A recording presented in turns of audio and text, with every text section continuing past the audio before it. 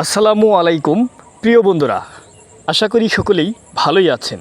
আজকে আপনাদেরকে দেখাচ্ছি একটি অবহেলিত গ্রামের একটি রাস্তার উন্নয়ন হচ্ছে। প্রিয় বন্ধুরা, দেখতেই পাচ্ছেন রাস্তার পাশে একটি পুকুর, আর পুকুরের পাশেই মাটি কাটা হচ্ছে, কারণ এখানে প্রতি বছর ভেঙে যায়, অর্থাৎ রাস্তা ভেঙে পড়ে যায় পুকুরের পাশে। তাই এই রাস্তাকে ভালোভাবে রূপান্তরিত করার জন্য কাজ করা হচ্ছে।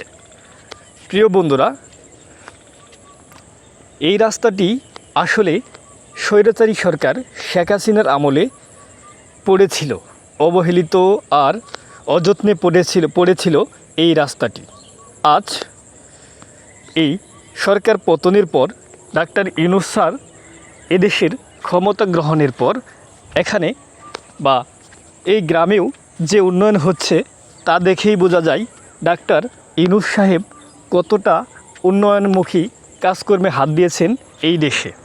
আসলেই এত অল্প সময়ে একটি প্রত্যন্ত গ্রামের এরকম একটা উন্নয়ন হচ্ছে দেখে অবাক করার মতো।